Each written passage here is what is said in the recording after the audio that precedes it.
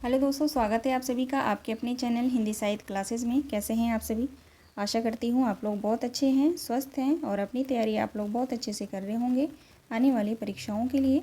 जैसा कि आप सभी जानते हैं, हम लोग जो है यूजीसी नेट पेपर 2 हिंदी का पीवाईक्यू सॉल्व कर रहे हैं यूनिट वाइज। कल की क्लास में मैंने आप सभी को यूनिट 2 से जो है पीवाईक्यू सॉल्व कराया था और आज की क्लास में हम यूनिट 3 भारतीय काव्य शास्त्र और पाश्चात्य काव्य शास्त्र का पीवाईक्यू हम सॉल्व करेंगे। 2022 से लेकर 2023 तक के जितने भी प्रश्न आए हैं फर्स्ट और सेकंड शिफ्ट के, उन सभी प्रश्नों को आज की क्लास में हम सॉल्व करेंगे।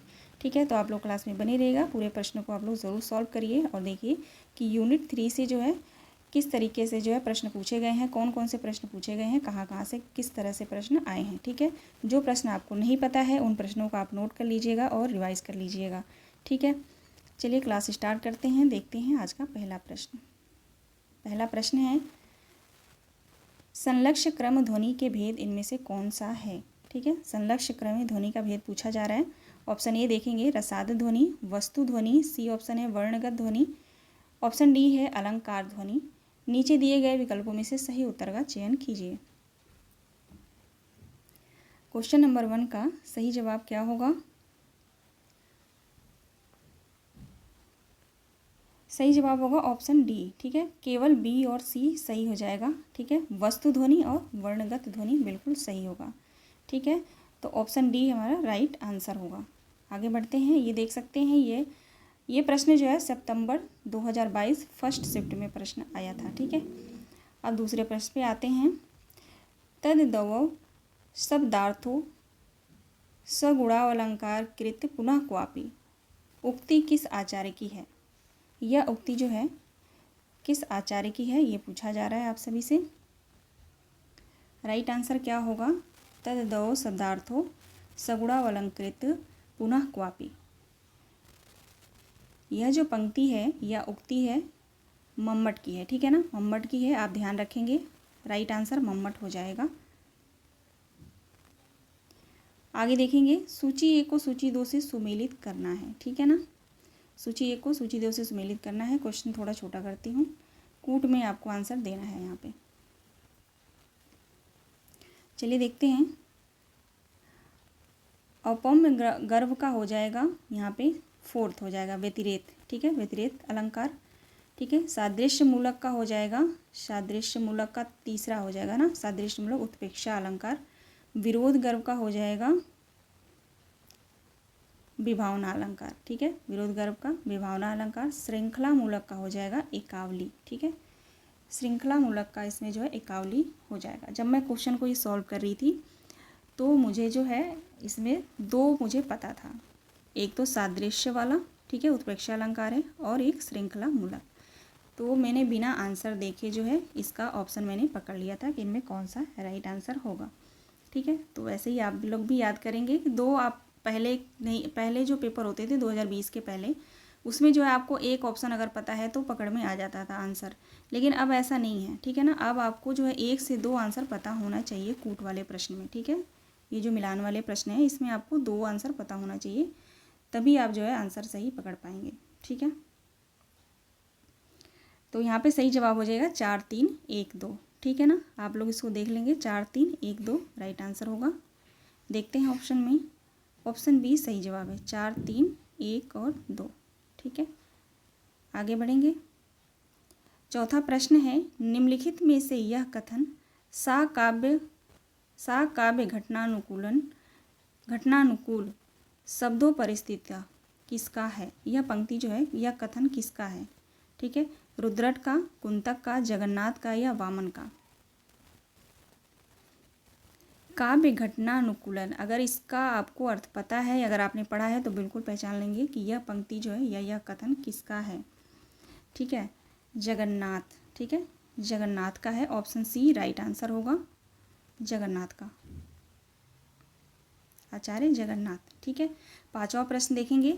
पहले घन आनंद सींची, सुजान कहीं बतिया अति प्यारी पगी, अब लाए वियोग की लाए बलाए बढ़ाए, बिसास दिगानी दगी, अखिया दुखियानी कुबानी परी, न कहूँ लगे कौन धरी सु लगी, मति दौर थकी न लहे ठीक ठौर, अमोही के मोह मिठास ठगी।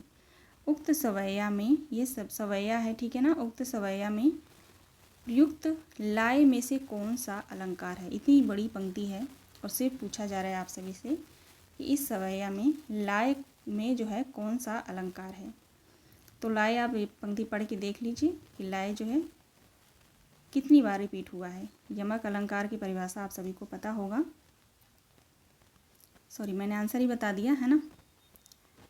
चलिए कोई बात नहीं, आंसर ही बता दिया मैंने।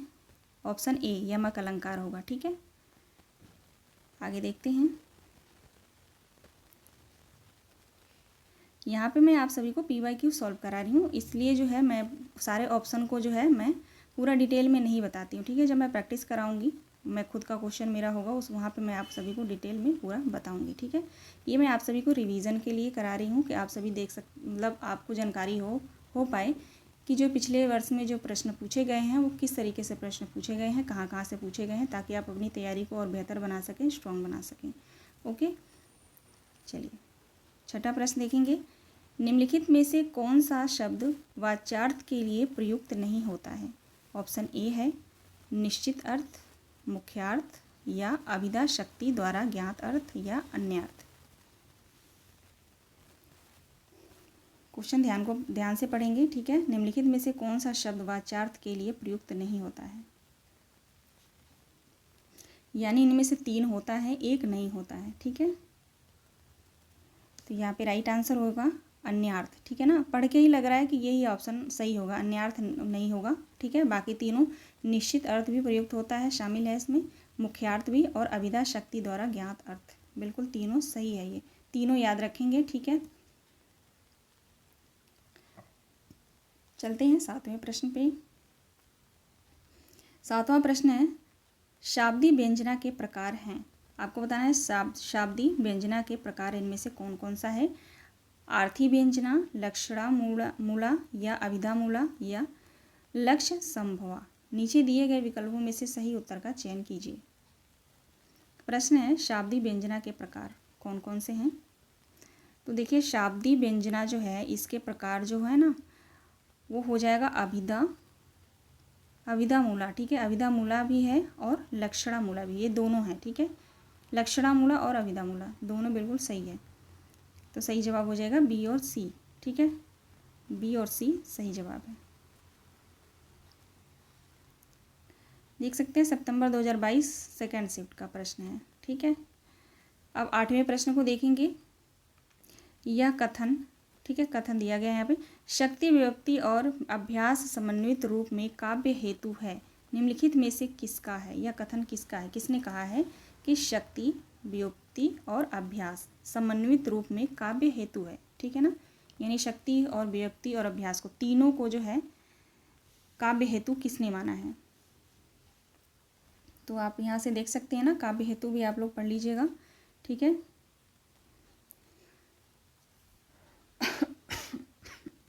और राइट आंसर हो जाएगा मम्मट ने, ठीक है ना, मम्मट ने माना है। ऑप्शन बी सही जवाब होगा मम्मट। आगे बढ़ेंगे।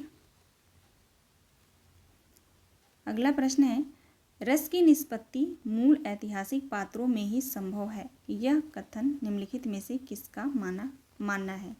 यह जो है किसका मानना है कि रस की निष्पत्ति मूल ऐतिहासिक पात्रों से ही संभव है। भट्ट लोलट का, भट्ट नायक का, शंकु का, या अभिनवगुप्त का। रस की निष्पत्ति मूल ऐतिहासिक पात्रों में ही संभव है, ऐसा किसने कहा है। तो आप लोग ध्यान रखेंगे भट्ट लोलट ने कहा है, ठीक है। भट्ट लोलट ने कहा है, राइट आंसर ऑप्शन ए होगा। चलते हैं 10वें प्रश्न पे। 10वां प्रश्न देखेंगे। आचार्य क्षेमेंद्र ने काव्य के सूक्ष्माति सूक्ष्म अवयव से लेकर उनके विशालतम रूप को ध्यान में रखते हुए औचित्य के कितने भेद निर्धारित किए हैं।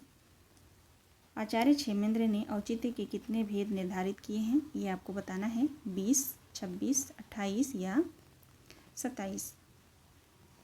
तो आचार्य क्षेमेंद्र ने जो है काव्य के सूक्ष्म अवयव को लेकर विशालतम रूप को ध्यान में रखते हुए औचित्य के जो भेद माने हैं वो है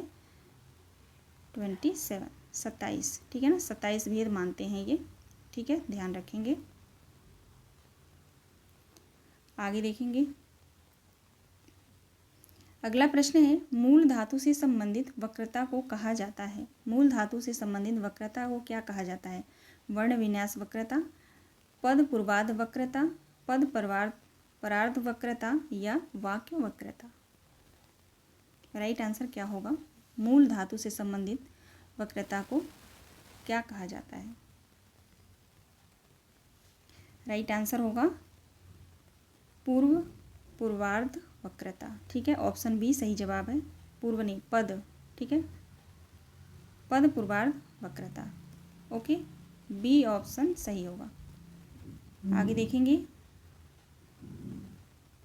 प्रश्न नंबर 12।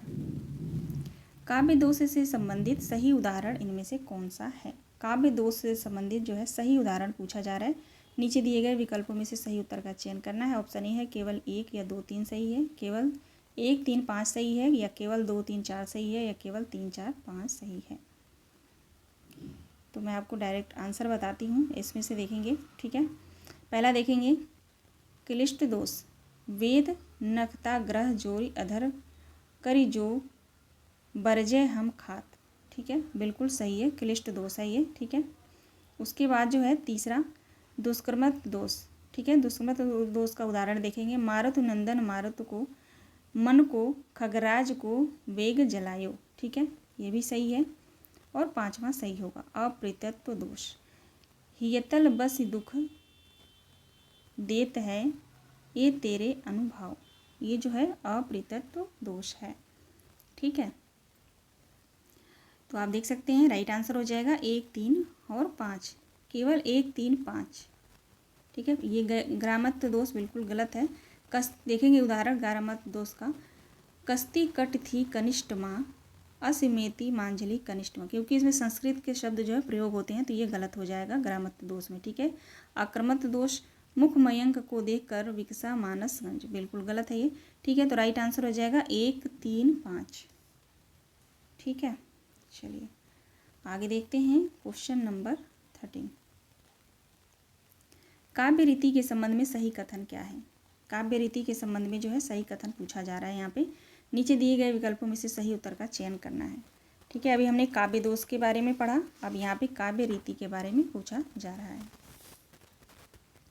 सही जवाब होगा, यहाँ पे देखेंगे केवल 1 2 और 3। अभी हम विकल्प में देखेंगे, पहले यहाँ पे हम ऑप्शन देख लेते हैं। रीति शब्द का प्रथम प्रयोग आचार्य वामन ने किया है, सही है या गलत? आपने पढ़ा होगा, रीति शब्द का प्रथम प्रयोग आचार्य वामन ने किया था, बिल्कुल सही है। दंडी ने रीति के स्थान के मार्ग पर शब्द का प्रयोग किया है। दंडी ने रीति के स्थान पर मार्ग शब्द का प्रयोग किया है ना, सही है। तीसरा देखेंगे आचार्य रुद्रट ने रीति को शब्द संघटना बताया है, सही है, बिल्कुल सही है। ठीक है, बिल्कुल यही सही है, 1 2 3 यही आंसर हमारा सही हो जाएगा। ठीक है, तो चलिए देखते हैं 1 2 3, ऑप्शन ए राइट आंसर होगा, 1 2 और 3। ठीक है, देखते हैं मार्च में जो पेपर हुआ था, मार्च 2023। ठीक है, 5 मार्च को था ना शायद, प्रथम शिफ्ट का प्रश्न है ये। ठीक है, आगे देखेंगे सूची 1 को सूची 2 से मिलान कीजिए। ग्रंथ का नाम दिया गया है यहाँ पे और समय, यानी कौन सा ग्रंथ जो है किस समय में लिखा गया है वो पूछा जा रहा है। काव्य प्रकाश जो है 11वीं शताब्दी है ना। चंद्रालोक 13वीं शताब्दी। और कुवलयानंद जो है हो जाएगा 17वीं शताब्दी। और साहित्य दर्पण 14वीं शताब्दी। राइट आंसर हो जाएगा यहाँ पे 4 3 2 1। ठीक है, 4 3 2 1, ऑप्शन सी सही जवाब होगा, 4 3 2 1। आगे देखेंगे अगला प्रश्न है लक्षणा मूला ध्वनि के भेद हैं। लक्षणा मूला ध्वनि के भेद पूछा जा रहा है। ऑप्शन ए है असंलक्ष्य क्रम ध्वनि या संलक्ष्य क्रम ध्वनि। ऑप्शन सी है अर्थार्थ संक्रमत वाच्य ध्वनि या शब्द शक्तियुद्ध भाववाच्य ध्वनि।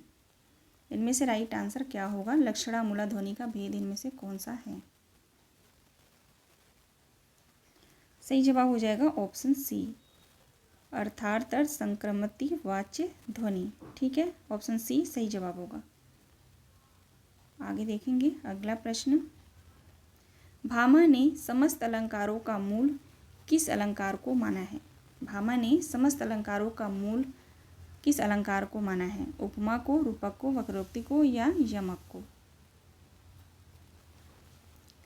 राइट आंसर होगा वक्रोक्ति को। ठीक है ना, ध्यान रखेंगे, भामा ने समस्त अलंकारों का मूल अलंकार जो है वक्रोक्ति को माना है।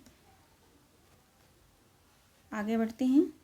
अब जो हम आएंगे पाश्चात्य काव्य शास्त्र के क्वेश्चंस पे। ठीक है, कविता की भाषा विरोधाभास की ही भाषा होती है, यह कथन निम्नलिखित में से किसका है? ध्यान देंगे क्वेश्चन पे। कविता की भाषा विरोधाभास की ही भाषा होती है, यह कथन किसका है? राइट आंसर होगा क्लिंथ ब्रुक्स का। ठीक है, क्लिंथ ब्रुक्स राइट आंसर होगा। ठीक है, आप देख सकते हैं Ezra pound, John Donne, Heidegger, ये सब जो है पाश्चात्य काव्य शास्त्र के राइटर्स हैं। तो इनके जो है कथन दिए गए हैं। ठीक है, कविता को लेकर, काव्य को लेकर, तो उन डेफिनेशन को आप लोग याद कर लीजिएगा। ठीक है, रिवीजन करते रहिएगा बार बार। क्वेश्चन नंबर 18 देखेंगे। टी.एस. इलियट की आलोचना की विशेषता इनमें से शामिल है? टी.एस. इलियट की आलोचना की विशेषता पूछा जा रहा है यहाँ पे। ठीक है, देखते हैं। ऑप्शन ए, कविता आत्मगत व्यक्तिगत से पलायन है। ऑप्शन बी है, कविता आत्मगत अनुभूति की अभिव्यक्ति है। सी है, कवि काव्य का माध्यम भर है। डी है, कविता अपवर्जी और अंतर्वेशी होती है। इनमें से कौन सी विशेषता है टी.एस. इलियट की? देखिए यहाँ पे सही जवाब हो जाएगा केवल ए और सी। ठीक है ना, टी.एस. इलियट की विशेषता है कविता आत्मगत अभिव्यक्ति से पलायन है, ये भी माना इन्होंने। और सी, कवि काव्य का माध्यम भर है। ठीक है, ये दोनों ऑप्शन बिल्कुल सही होगा, ए और सी। चलिए विकल्प में देख लेते हैं, केवल ए और सी राइट आंसर होगा। प्रश्न नंबर 19 देखेंगे। निम्नलिखित में से कवि की दृष्टि से कविता की रचना प्रक्रिया पर विचार करने वाले पाश्चात्य आलोचक हैं? प्लेटो हैं, अरस्तु हैं, वर्डवर्थ हैं या टी.एस. इलियट हैं? राइट आंसर क्या होगा? यहाँ पे मात्रा नहीं रहेगा यहाँ पे टी.एस. इलियट में।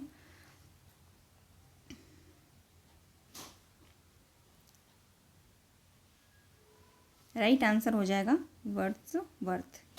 ठीक है, ऑप्शन सी सही जवाब होगा। क्वेश्चन नंबर 20 देखेंगे। अरस्तु के त्रासदी के सिद्धांत के अंगों का सही अनुक्रम क्या होगा? कथानक, चरित्र, विचार या पद योजना? नीचे दिए गए विकल्पों में से सही उत्तर का चयन करना है। अरस्तु के त्रासदी के सिद्धांत के अंगों का सही अनुक्रम क्या होगा? ठीक है, यानी पहले से जो है बाद के क्रम में इसको लगाना है। सबसे पहले कौन सा आएगा, चलिए देखते हैं। सबसे पहले आएगा कथानक। ठीक है ना, सबसे पहले आएगा कथानक। कथानक, चरित्र, विचार, पद, योजना। मेरे ख्याल से सही है, चारों सही है। ठीक है, बिल्कुल क्रम में सॉरी, बिल्कुल क्रम में पूछा गया है। पहले आएगा कथानक, फिर चरित्र, उसके बाद विचार, फिर पद, योजना। ठीक है, यही सही जवाब होगा। A B C D, option D right answer है। ठीक है, चलिए आगे बढ़ेंगे। Question number 21। विभ्रम और यथार्थ, एल्जियन एंड रियलिटी के लेखक कौन हैं? फायरबाख या अर्नस्ट फिशर या जॉर्ज लुकाच या कार्डवेल? भ्रमर और यथार्थ के लेखक कौन हैं? देखेंगे हिंदी में भ्रमर और यथार्थ, और इंग्लिश में यहाँ पे है इल्यूजन एंड रियलिटी। ठीक है, इस पुस्तक के लेखक कौन हैं? राइट आंसर हो जाएगा कार्डवेल, ऑप्शन डी सही जवाब होगा। आगे बढ़ेंगे, अगला प्रश्न है। अगला प्रश्न है, निम्नलिखित में से किसकी पुस्तक का नाम द्वंद्ववादी तर्क की समीक्षा या क्रिटिक ऑफ डायलेक्टिक रीजन है? कार्ल मार्क्स, रॉल्फ फॉक्स या एडलर या शार्त्र? राइट आंसर होगा ऑप्शन डी, ठीक है, शार्त्र। ऑप्शन डी सही जवाब होगा। अगला प्रश्न है, निम्नलिखित में से कौन सी विशेषता सिर्फ गौड़ कल्पना की है? ठीक है, गौड़ कल्पना की विशेषता इसमें से कौन सा है?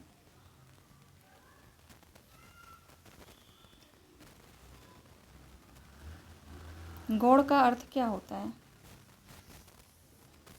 गौड़ का अर्थ क्या होता है? तो जो इसका राइट आंसर हो जाएगा, गौड़ कल्पना की जो यहाँ पे विशेषता है वो अनैक्षिक होगा। ठीक है, गौड़ यानी छुपा देना, है ना, तो अनैक्षिक राइट आंसर हो जाएगा ऑप्शन सी। जैसे पूछा जाता है ना गौड़ पात्र, जिसकी उसमें कम चर्चा की गई हो या छुपे रहते हैं, वैसे ही उसका जो है अनैक्षिक होगा। उससे जो है कभी कभी आपको कोई क्वेश्चन नहीं पता है तो उसके शब्द पे जो है आप शब्द को बार बार पढ़िए, कहीं ना कहीं आपने पढ़ा होगा तो आपके दिमाग में आएगा, उस शब्द का अर्थ आपने पकड़ लिया तो आंसर आप जो है निकाल लेंगे। ठीक है, चलिए देखते हैं क्वेश्चन नंबर 24। प्रकाशन वर्ष की दृष्टि से निम्नलिखित आलोचना पुस्तकों का सही अनुक्रम क्या होगा? नीचे दिए गए विकल्पों में से सही उत्तर का चयन करना है। साइंस ऑफ पोएट्री किसकी रचना है? साइंस ऑफ पोएट्री रिचर्ड की है ना, साइंस ऑफ पोएट्री, है ना। प्रकाशन वर्ष आप लोग जानते रहिएगा 1926। अब आप लगा लीजिए सही अनुक्रम क्या होगा। ठीक है, 1926 साइंस ऑफ पोएट्री आप ध्यान रखेंगे, रिचर्ड्स की रचना है ये। बायोग्राफी लिटरेरिया जो पुस्तक है इसका प्रकाशन वर्ष है 1871। ठीक है, 1871 2 खंडों में जो है इसका प्रकाशन हुआ था। ओके, और ये भी रिचर्ड्स का ही पुस्तक है। ठीक है, ये रिचर्ड्स का ही पुस्तक है। और द सीक्रेट वुड जो पुस्तक है प्रकाशन वर्ष है इसका 1920। ठीक है, 1920। इस पुस्तक के लेखक हैं, देखिए मेरे माइंड में आ नहीं रहा, इस पुस्तक के लेखक हैं पॉल इलियट। ठीक है, इलियट हैं। ठीक है, द सीक्रेट वुड के लेखक जो हैं इलियट हैं, प्रकाशन वर्ष है 1920। और प्रैक्टिकल क्रिटिसिज्म के लेखक हैं रिचर्ड, है ना, प्रैक्टिकल क्रिटिसिज्म के लेखक हैं रिचर्ड। ठीक है, और प्रकाशन वर्ष है 1929। ठीक है, तो प्रकाशन वर्ष के हिसाब से आप लगा सकते हैं कि सबसे पहले जो है आएगा साइंस ऑफ पोएट्री। ठीक है, तो यहाँ पे ए हो जाएगा साइंस ऑफ पोएट्री, फिर सी, उसके बाद डी, उसके बाद आएगा सॉरी पहले आएगा बी, है ना, पहले बी आएगा, उसके बाद आएगा सी, बी सी ए डी, है ना, बी सी ए और डी। चलिए देखते हैं ऑप्शन में बी सी ए डी। प्रकाशन वर्ष आप लोग नोट कर लेंगे और राइटर्स के नाम भी मैंने बताए हैं, उनको भी आप लोग नोट कर लीजिएगा, बी सी ए डी। ठीक है, ऑप्शन बी सही होगा। आगे देखेंगे अगला प्रश्न, सूची 1 को सूची 2 से सुमेलित करना है। ठीक है, इलियट वर्ष का यहाँ पे जो है कविता से संबंधित यहाँ पे इनके जो है कथन दिए गए हैं। ठीक है, तो चलिए देखते हैं। विलियम वर्ड्सवर्थ का जो है हो जाएगा यहाँ पे 4th हो जाएगा, गद्य और काव्य की भाषा में भेद नहीं है, इन्होंने कहा है। ठीक है, टी.एस. इलियट का हो जाएगा ऑप्शन ए, सच्ची आलोचना का लक्ष्य कभी नहीं कविता है, ये माना इन्होंने। उसके बाद ऑप्शन सी देखेंगे, ये रिचर्ड्स का हो जाएगा यहाँ पे दूसरा। ठीक है, इन्होंने कहा है मन आवेगों का तंत्र है। कॉलरिज का हो जाएगा गौड़ कल्पना वस्तु और रूप में संगति स्थापित करती है। तो राइट आंसर यहाँ पे हो जाएगा 4 1 2 3, है ना, 4 1 2 3। चलिए कूट में देखते हैं 4 1 2 3 कहाँ पे है। ऑप्शन सी, ठीक है, 4 1 2 3 राइट आंसर होगा। ठीक है, क्वेश्चन की जो गहराई है आप देख सकते हैं किस तरह से प्रश्न पूछे गए हैं। ठीक है, क्वेश्चन नंबर 26 देखेंगे। निम्नलिखित अस्तित्ववादी चिंतकों में से किसने सुपरमैन की कल्पना की है। अब आपको बताना है इनमें से किसने सुपरमैन की कल्पना की है। सही जवाब होगा फ्रेडरिक नीत्शे। ठीक है, ऑप्शन सी फ्रेडरिक नीत्शे। ठीक है, अगला प्रश्न है 27। प्लेटो के निम्नलिखित ग्रंथों में आलोचनात्मक सामग्री की दृष्टि से कौन सा ग्रंथ अधिक उपादेय नहीं है। ठीक है, प्लेटो के निम्नलिखित ग्रंथ यानी सभी ये ग्रंथ जो है प्लेटो के हैं। ठीक है, प्लेटो के निम्नलिखित ग्रंथों में आलोचनात्मक सामग्री की दृष्टि से कौन सा ग्रंथ अधिक उपादेय नहीं है। राइट आंसर क्या होगा क्वेश्चन नंबर 27 का।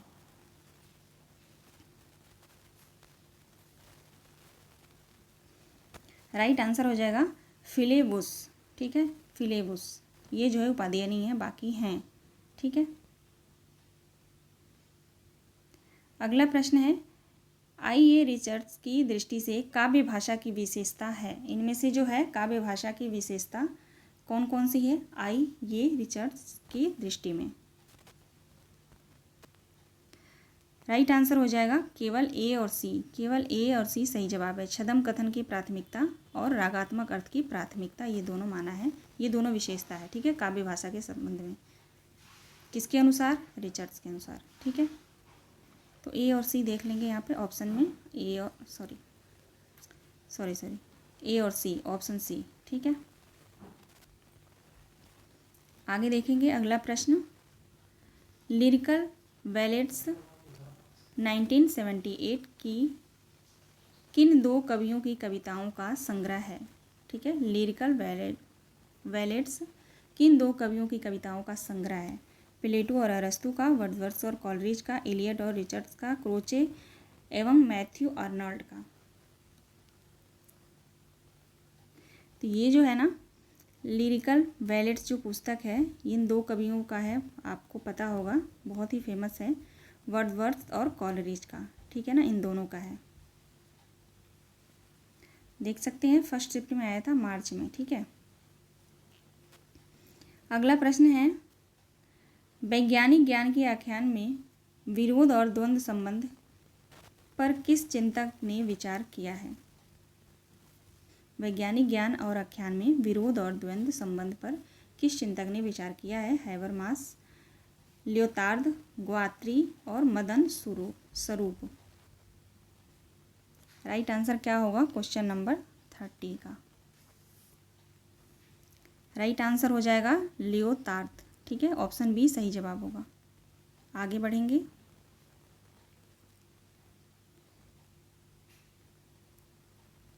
अगला प्रश्न है कल्पना के संबंध में कॉलरिज के स्थान पर विचार कीजिए। कॉलरिज के कथनों पर विचार कीजिए, स्थान पे कह रही हूँ, कल्पना के संबंध में कॉलरिज के कथनों पर विचार कीजिए।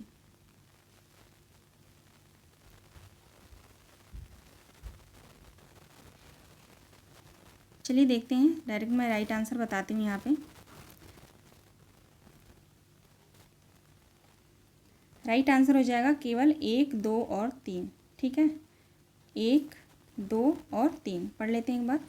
ऑप्शन 1 देखेंगे कल्पना को कॉलरिज ने ईश्वरीय शक्ति माना है जिसका गुण है सृजन। ठीक है, कॉलरिज कल्पना के दो भेद मानते हैं, मुख्य कल्पना और गौड़ कल्पना। ठीक है, दो भेद माना है, मुख्य और गौड़ कल्पना।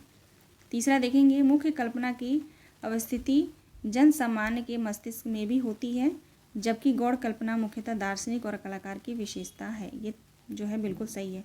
राइट आंसर हो जाएगा 1 2 और 3। ठीक है ना, अब देखेंगे यहाँ पे नीचे दिए गए विकल्पों में से 1 2 3 कहाँ है। केवल 1 2 3 बी ऑप्शन। ठीक है, आगे देखेंगे अगला प्रश्न है निम्नलिखित कथनों पर विचार करते हुए सही कथन चुनिए। निम्नलिखित कथनों पर विचार करते हुए सही कथन चुनिए। ऑप्शन 1 देखेंगे नई समीक्षा काव्य के निरपेक्ष अस्तित्व को स्वीकार करती है। दूसरा देखेंगे, नई समीक्षा का प्रारंभ 19वीं सदी के ब्रिटेन में हुआ था। इस नाम का सर्वप्रथम प्रयोग एलेन टेट ने किया था। गलत है ये, ठीक है। तीसरा ऑप्शन देखेंगे, इलियट का मत है कि केवल अतीत ही वर्तमान के रूप में मर्यादित नहीं करता, बल्कि वर्तमान ही अतीत को प्रभावित करता है। ये बिल्कुल सही है। इलियट के बारे में आपने पढ़ा है तो वहाँ पे लिखा हुआ है, ठीक है। ऑप्शन 4 देखेंगे, इलियट के अनुसार कवि का मन असंख्य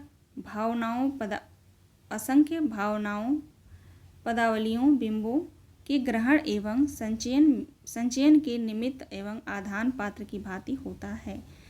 ऑप्शन 5 है, वर्ड्सवर्थ ने कविता में भावना के स्थान पर कथानक, और मुझे थोड़ा ऊपर करना पड़ेगा, कथानक का महत्व स्थापित किया है। तो ठीक है, चार सभी ऑप्शन जो हमने पढ़ लिया, तो इसमें राइट आंसर हो जाएगा 1, 3 और 4 बिल्कुल सही है। 1 सही हो जाएगा, 3 और 4 देखेंगे ऑप्शन में 1, 3 और 4, ऑप्शन ए सही जवाब है। आगे बढ़ेंगे, क्वेश्चन नंबर 33। क्वेश्चन बड़ा है, छोटा करना पड़ेगा, आशा करती हूँ आपको दिख रहा होगा, ठीक है। बिंब और प्रतीक पर आधारित इन कथनों पर विचार कीजिए। बिंब और प्रतीक पर आधारित इन कथनों पर विचार कीजिए। ऑप्शन ए देखेंगे, बिंब केवल संकेत करता है, जबकि प्रतीक उसे प्रत्यक्ष या संवेद और ग्राह्य बना देता है। दूसरा ऑप्शन देखेंगे, बिंब किसी अप्रस्तुत वस्तु का मानसिक या काल्पनिक रूप है। सही है, ठीक है। तीसरा ऑप्शन देखेंगे, अर्थ की स्पष्टता के समान ही भाव के संप्रेषण एवं उत्तेजना में बिंब प्रधान का मुख्य हाथ रहता है। क्या ये सही है? बिल्कुल सही है, ठीक है। चौथा ऑप्शन देखेंगे, विभिन्न संवेदनाओं के बीच चुनाव करने की प्रक्रिया का ज्ञान प्रतीक विधान में संभव नहीं है। पांचवा ऑप्शन देखेंगे, प्रतीक द्वारा प्रायः सूक्ष्म एवं विशिष्ट अनुभूतियों को सहज ग्राह्य बनाने का प्रयत्न किया जाता है, ठीक है।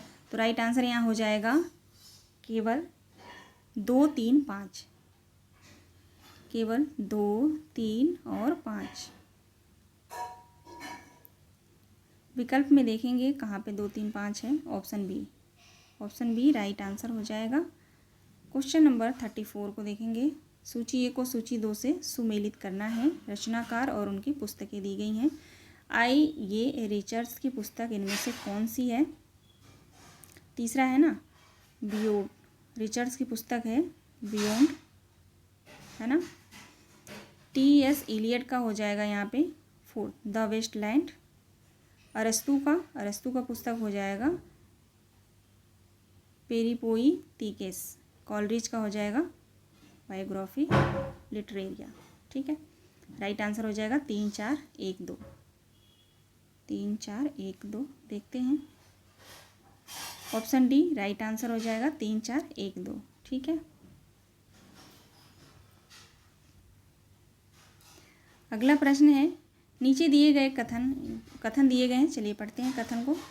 इलियट की दृष्टि में परंपरा की व्यापक अर्थवत्ता है, उसे दाय या विरासत के रूप में प्राप्त नहीं किया जा सकता, उसकी प्राप्ति के लिए कठोर परिश्रम आवश्यक है। कथन 2 देखेंगे, परंपरा कोई मृत्यु या अनुपयोगी वस्तु नहीं है, वस्तुतः जो मृत्यु या अनुपयोगी है उसे परंपरा की संज्ञा देना ही अनुचित है। यहाँ पे देखेंगे, उपयुक्त कथनों के आलोक में निम्नलिखित विकल्पों में से सही उत्तर का चयन करना है। आप सभी को पता है दोनों कथन सही है, असत्य हैं, ठीक है। तो यहाँ पे राइट आंसर हो जाएगा, दोनों कथन बिल्कुल सही है, ठीक है ना, ध्यान रखिएगा, दोनों कथन बिल्कुल सही है। इलियट के बारे में ये जो है यहाँ पे कथन दिया गया है, ठीक है। टोटल जो है 35 प्रश्न थे। जून का जो है अभी मैंने प्रश्न नहीं ले पाई हूँ इसमें, ठीक है। तो मार्च तक का ही है, तो मुझे लगा PDF में होगा, पता नहीं कैसे, मैंने दिया तो था बनने के लिए। आज की PDF मैंने नहीं बनाया है, तो क्वेश्चन इसमें जो है 2000 जून का, जो जून में भी हुआ था पेपर, वो छूटा है इसमें, ठीक है। उसमें भी 3-4 प्रश्न आए थे, 4, 5, 6, 7 प्रश्न थे उसमें। तो चलिए कोई बात नहीं, आप लोग देख लीजिएगा, ठीक है। आशा करती हूँ क्लास पसंद आई होगी आप सभी को, तो लाइक और सब्सक्राइब आप लोग ज़रूर कर लेंगे और छोटा सा कमेंट करेंगे कि प्रश्न कैसे थे, ठीक है। अच्छे से आपको रिवीजन जो है, आप सभी का रिवीजन हो गया होगा, मुझे ऐसा लगता है, ठीक है। मिलते हैं नेक्स्ट वीडियो में। नए यूनिट के साथ। आप सभी दोस्तों का बहुत बहुत धन्यवाद। स्वस्थ रहिए, अपना ख्याल रखिए आप लोग, और रिवीजन करते रहिए, पढ़ते रहिए। ठीक है, ज़रूरी नहीं टाइम मत फिक्स करिए, जब भी आपको टाइम मिले फिक्स अपना जो भी काम कर रहे हैं, जो खास करके जो हाउसवाइफ हैं, अपना वो टाइम मैनेज जो है, जब भी आपको काम से फुर्सत मिले आप तुरंत जो रिवाइज़ करते रहिए। ठीक है।